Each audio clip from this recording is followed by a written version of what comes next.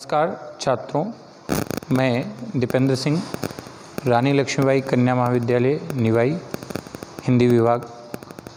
आज बीए प्रथम वर्ष का प्रथम प्रश्न पत्र प्राचीन काव्य पर मैं एक क्लास ले रहा हूँ। उसका टॉपिक है भक्ति काल। प्राचीन काव्य जो प्रथम प्रश्न पत्र की बुक है, उसमें आदिकाल और भक्ति काल के कवियों का काव्य दिया गया है। उसी के तहत भक्ति काल के काव्य में प्रमुख रूप से भक्ति काल को हम बात करें तो भक्ति काल को प्रमुख रूप से दो शाखाओं में विभक्त किया, एक निर्गुण शाखा और सगुण शाखा। निर्गुण शाखा के पुनः दो उपविभाग किए गए, प्रेम मार्गी और ज्ञान मार्गी। वैसे ही सगुण शाखा के भी दो उपविभाग किए गए, राम मार्गी और कृष्ण मार्गी शाखा के रूप में। छात्रों, आज हम बात करते हैं भक्ति काल के अंतर्गत। जो भक्ति काल का जो समय था वो 1375 विक्रमी संवत से 1700 विक्रमी संवत का समय रहा। उस समय में भक्ति काल को मुख्य रूप से निर्गुण और सगुण शाखा के रूप में विभक्त किया गया है। निर्गुण के अंतर्गत प्रेम मार्गी और ज्ञान मार्गी। प्रेम मार्गी शाखा जिसे सूफी काव्य भी कहा जाता है, प्रेम मार्गी शाखा के प्रतिनिधि आप सबको मालूम है मलिक मोहम्मद जायसी हैं, प्रतिनिधि कवि के रूप में आते हैं, जिनका भी काव्य हमारी प्राचीन काव्य बुक में है। और ज्ञान मार्गी शाखा के अंतर्गत कबीरदास प्रतिनिधि कवि के रूप में जाने जाते हैं और उनका भी काव्य हमारी प्राचीन काव्य की बुक्स में है।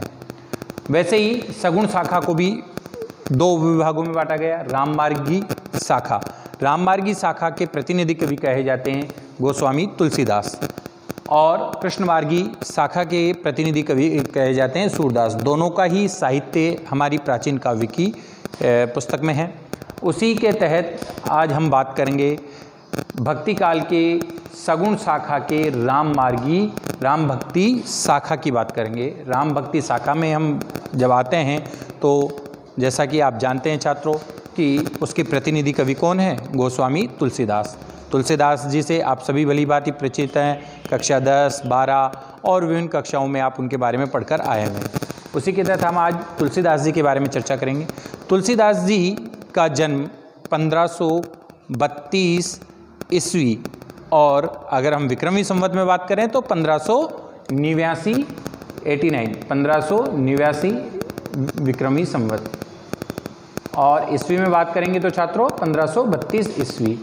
आप सब जानते हैं कि विक्रमी संवत में से ईस्वी सन निकालने के लिए हमें क्या करना होता है? 47 वर्षों को घटाना होता है। तो हमारे पास किसी भी कवि की जो जन्म संवत है वो ईस्वी में हम उसको प्राप्त कर सकते हैं। तो उसी के तहत 1532 ईस्वी जो है में तुलसीदास जी का जन्म हुआ।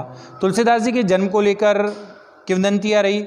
कुछ विद्वान इनका जन्म जो है बांदा जिले के अंतर्गत राजापुर गांव में मानते हैं, तो कुछ एटा के अंतर्गत सोरू जी मानते हैं, लेकिन सर्वमान्य मत रहा है राजापुर गांव जो बांदा जिले के अंतर्गत है।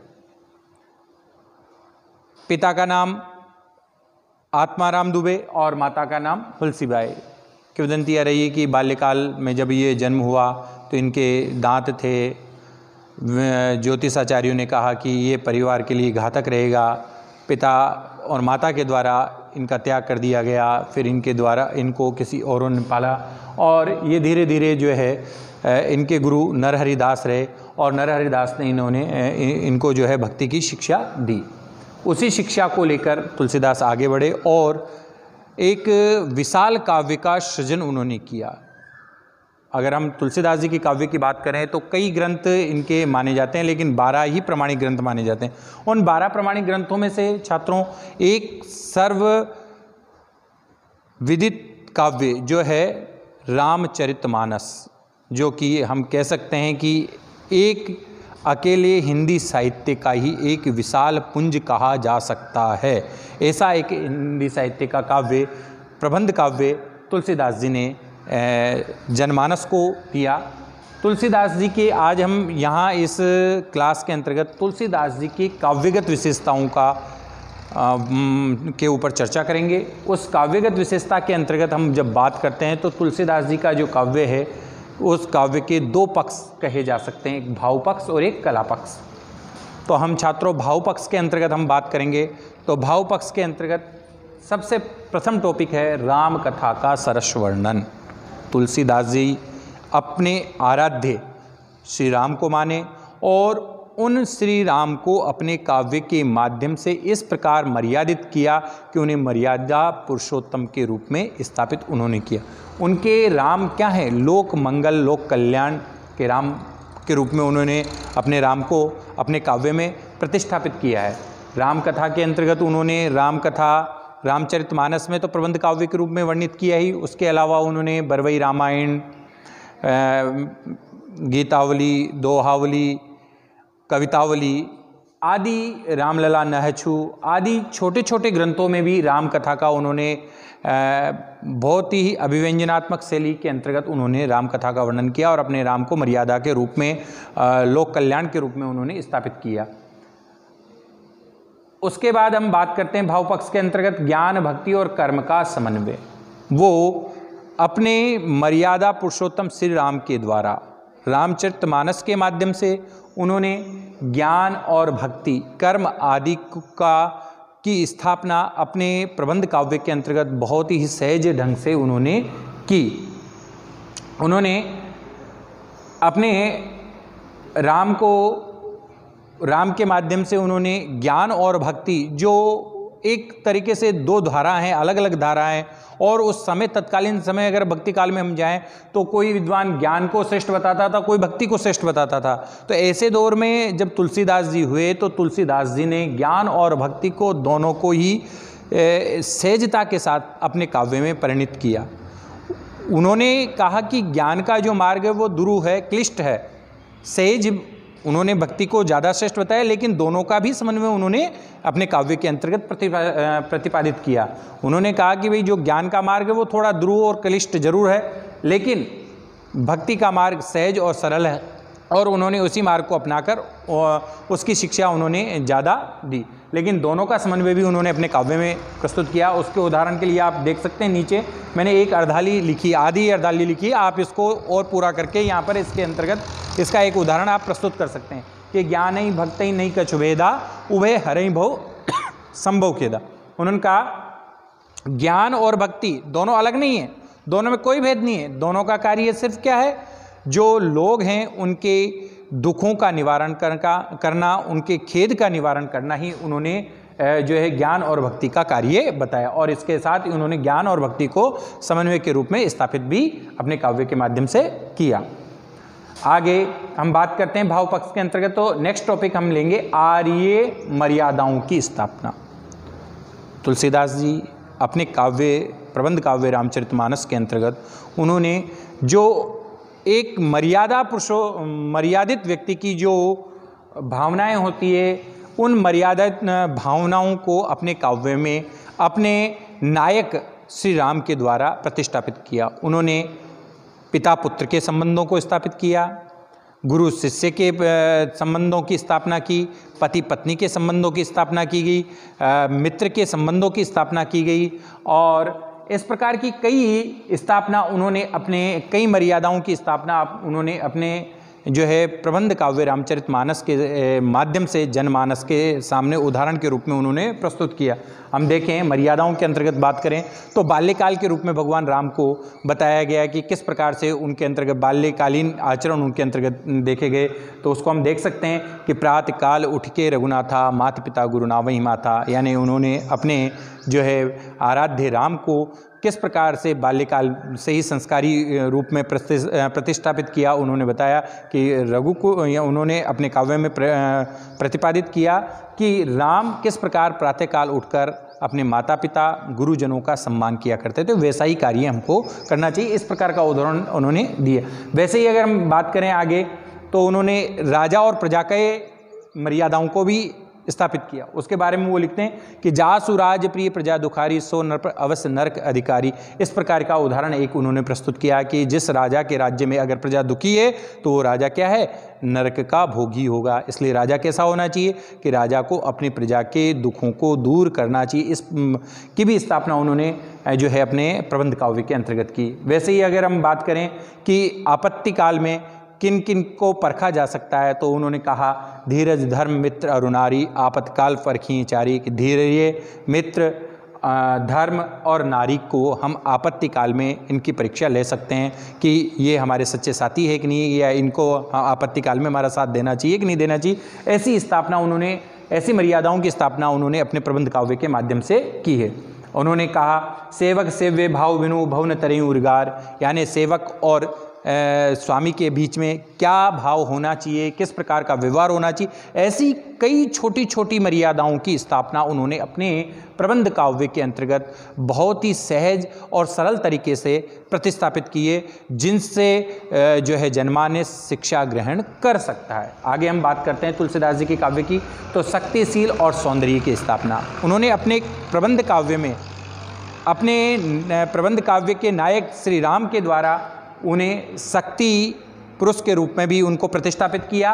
तो परम शीलवान भी, यानी सहजता से ही क्रोधित न होना, पहले किसी बात को जानना, फिर उसके बाद उस बात को जानने के बाद उसके ऊपर निर्णय लेना, इस प्रकार के कई गुणों का, सौंदर्य का स्थापना उन्होंने अपने प्रबंध काव्य रामचरितमानस के माध्यम से जनमानस के सामने रखा। लोक संग्रह की भावना, जो अगर हम तुलसीदास जी की काव्य की मूल भावनाओं को अगर हम देखें तो उन्होंने लोक मंगल को मूल रूप में लिखा। मूल प्रतिपाद्य उन्होंने लोक मंगल की भावनाओं को, यानी किस प्रकार से लोक का कल्याण हो सकता है, उस कल्याण को अपने नायक मर्यादा पुरुषोत्तम श्री राम के द्वारा अपने प्रबंध काव्य श्री रामचरितमानस के अंतर्गत उन्होंने प्रस्तुत किया और बताया कि किस प्रकार से कि लोक कल्याण के लिए राम खुद कष्ट भोगे, लेकिन उन्होंने अपने सब कार्यों में सर्वोपरि रखा लोक के कल्याण की भावना।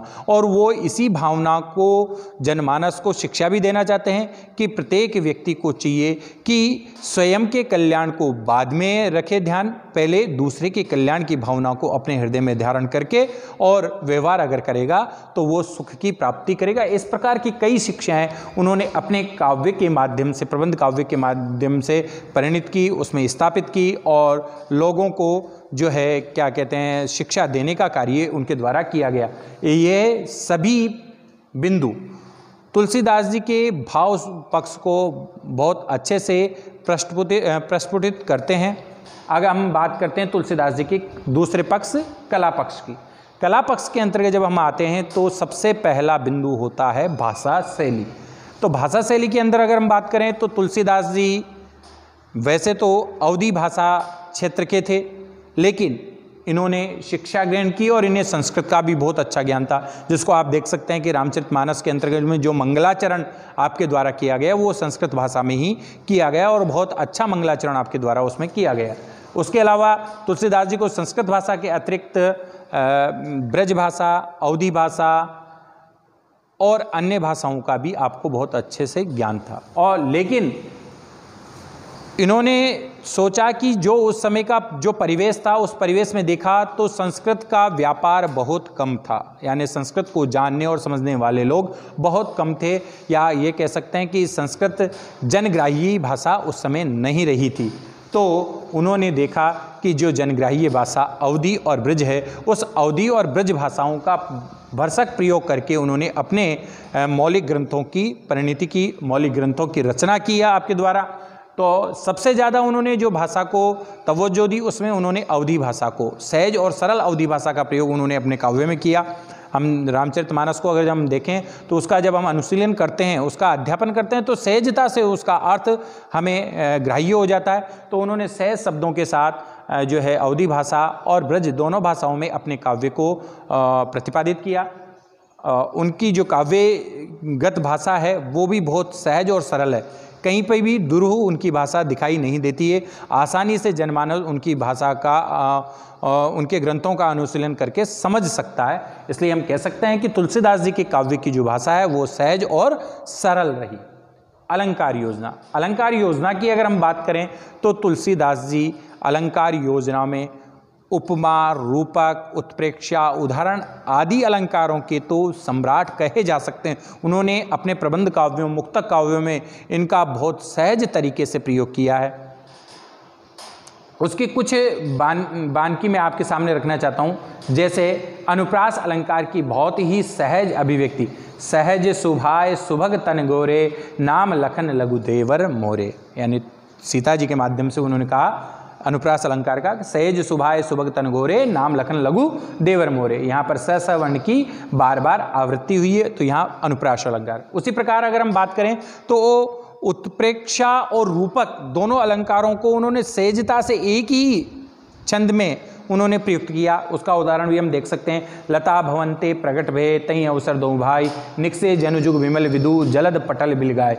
यहाँ लता भवन रूपक अलंकार से युक्त पद हैं, तो वहीं निकसे जनु आदि शब्द उत्प्रेक्षा अलंकार की प्रतीति कराते हैं। तो उनकी अलंकार योजना बहुत ही सहज और सरल थी, यानी वो अपने काव्य में जो अलंकार योजना का उन्होंने जब प्रयोग किया, उस अलंकार योजना से उनका काव्य कहीं पर भी द्रोह नहीं हुआ, उनका काव्य सहज ही बना रहा, यानी सहज अभिव्यक्ति अलंकारों की उन्होंने अपने काव्य के अंतर्गत की। अगला बिंदु अगर हम बात करें तो रस योजना। वह जैसे कि हम बात करते हैं कि तुलसीदास जी का जो काव्य है उसका मुख्य बिंदु था भक्ति। तो भक्ति, जहाँ पर भी भक्ति काव्य होता है वहाँ अगर हम बात करें रस की, तो प्रमुखता से रस वहाँ शांत रस देखने को मिलता है। लेकिन उसके अतिरिक्त, शांत रस के अतिरिक्त तुलसीदास जी के काव्य में श्रृंगार, वीर, विभत्स, भयानक आदि रसों का बहुत ही अच्छे और सहज तरीके से जो है उन्होंने प्रयोग किया है। श्रृंगार के वियोग और संयोग दोनों ही पक्षों का वर्णन किया है। वैसे ही जो है वीर रस में भी, और जो है क्या कहते हैं भयानक और विवश आदि चारों रसों का जो रस योजना है तुलसीदास जी की अपने काव्य में सहजता से उन्होंने अपने रस काव्य को रखा है, और बहुत ही सहजता से उनके जो काव्य में रस की परिणति देखने को मिलती है। छंद योजना नेक्स्ट बिंदु जब हम बात करते हैं छंद योजना के अंतर्गत, तो छंद योजना की हम बात करें तो जो तुलसीदास जी का प्रबंध काव्य, जैसा कि मैंने बताया कि रामचरितमानस जो प्रबंध काव्य है उसमें अगर हम बात करें तो मुख्य रूप से उसमें दोहा और चौपाई, यही दो छंद देखने को मिलते। कहीं कहीं छप्पे छंद भी हमें देखने को और सौठा छंद भी देखने को मिलता है। लेकिन उनके अन्य काव्यों में जैसे रामलला नहछु में उन्होंने सोहर छंद का प्रयोग किया है, तो बरवई रामायण के अंतर्गत उन्होंने बरवई छंद का प्रयोग किया है। कविता मेवली में उन्होंने सवैया आदि छंदों का प्रयोग किया है। तो हम बात करें तो तुलसीदास जी ने भक्ति काल के अंतर्गत छंदों के अंतर्गत भी विपुलता रखी है, यानी उन्होंने अपने काव्य के अंतर्गत कई छंदों का प्रयोग किया है जो हमें उदाहरण के रूप में देखने को मिल सकते हैं। आगे बिंदु है प्रबंध तथा मुक्तक काव्य। देखिए छात्रों, उस समय जो काव्य रचना देखने को मिलती थी तो अधिकांश जो काव्य रचना है वो दो ही रूपों में देखने को मिलती थी। प्रबंध काव्य, जिसमें नायक नायिका आदि के द्वारा एक किसी विशिष्ट उद्देश्य की पूर्ति करवाकर पूर्ण ग्रंथ की रचना करते, ऐसे ग्रंथ को प्रबंध काव्य के रूप में जाना जाता है। तो उसे प्रबंध काव्य के रूप में उन्होंने रामचरितमानस का उदाहरण हम सबके जनमानस के समक्ष प्रस्तुत किया है। तो वहीं कवितावली, विनय पत्रिका, दोहावली आदि रचनाओं के द्वारा उन्होंने जो है मुक्तक काव्य का भी उदाहरण सहजता के साथ प्रस्तुत किया है। तो हम बात करें तो तुलसीदास जी के काव्य में दोनों ही काव्य सहजता से देखने को मिले हैं। मुक्तक काव्य भी देखने को मिले हैं तो प्रबंध काव्य भी देखने को मिले हैं। अब छात्रों बात आती है निष्कर्ष की। तो निष्कर्ष में हम कह सकते हैं कि तुलसीदास जी का जो काव्य है वो भाव पक्ष में भी विपुलता को धारण किए हैं, तो कला पक्ष भी उनका कहीं पर भी कमज़ोर नहीं दिखाई देता है। कला पक्ष भी बहुत ही उत्कृष्ट और श्रेष्ठ उनका दिखाई देता है। तो हम जब प्रश्न का अंत करेंगे, यानी कि जब तुलसीदास जी के काव्य के अंतर्गत भाव और कला पक्ष का वर्णन पूछ लिया जाए, या प्रश्न आपके पास आ जाए कि तुलसीदास के काव्य की विशेषताओं का वर्णन कीजिए, तो वहाँ आपको वहीं भाव पक्ष और कला पक्ष आदि विशेषताओं का वर्णन आपको करना पड़ेगा। तो वहाँ अंत में आपको निष्कर्ष लिखना पड़ेगा और निष्कर्ष में आप दोनों ही बातों को समग्रता के साथ प्रस्तुत करेंगे। इस प्रकार तुलसीदास जी के काव्य के जो से आने वाला जो प्रश्न है इम्पोर्टेंट है, क्योंकि पिछली बार तुलसीदास जी की समन्वय की विराट चेष्टा को देखकर, हरिहर प्रसाद द्विवेदी के वक्तव्य को देखकर उनकी जो है उनके समन्वय की विराट चेष्टा को पूछा गया था। तो अब छात्रों हो सकता है महत्वपूर्ण प्रश्न बनता है कि तुलसीदास की काव्यगत विशेषताएं या उनके कला और भाव पक्ष आदि को आप समझाइए, ऐसा प्रश्न आ सकता है। तो अगर ऐसा प्रश्न आता है तो छात्रों सबसे पहले आपको भक्ति काल के बारे में 2-4 लाइनें लिखकर, फिर उसके बाद तुलसीदास जी का छोटा जो है परिचय देते हुए, फिर उसके बाद आप इस प्रकार का एक डायग्राम भी बना सकते हैं और उसके बाद आप भाव पक्ष कला पक्ष को विभिन्न उदाहरणों के माध्यम से जो है पूर्ण करेंगे और अंत में निष्कर्ष देकर प्रश्न की पूर्णाहुति करेंगे। ऐसे देखिए प्राचीन काव्य वाली जो पुस्तक है छात्रों, उस पुस्तक में आपके पास एक प्रश्न जो है किसी भी कवि का हो, चाहे वो कबीर का हो, चाहे जयसी का हो, चाहे मीरा का हो, चाहे सूर का हो, चाहे तुलसी का हो, उसमें उस कवि के जो है काव्यगत विशेषताएं या उसके कला और भाव पक्ष को पूछा जा सकता है। तो देखिए आपको जो भी पूछा जाए भाव पक्ष में उस कवि के द्वारा जो जो रचनाएं लिखी गई है, उन रचनाओं के अंतर्गत कौन कौन से भाव परिणित हुए हैं, उनको आप बिंदु के रूप में एकत्रित करके उनके ऊपर जो है चर्चा करेंगे। फिर उसके साथ ही उनकी भाषा शैली, भाषा शैली, अलंकार, ये एक जैसे ही बिंदु होते हैं और इन बिंदुओं को आप लेकर इस प्रकार का उन कवियों का भी प्रश्न आप तैयार कर सकते हैं। अर्थात कला और भाव पक्ष या काव्यगत विशेषताएं अगर किसी कवि की पूछी जाए तो तुलसीदास जी को आधार बनाकर आप ऐसा ही आंसर अन्य कवि का भी आप बना सकते हैं। ठीक है छात्रों, आज की क्लास यहीं पर समाप्त होती है।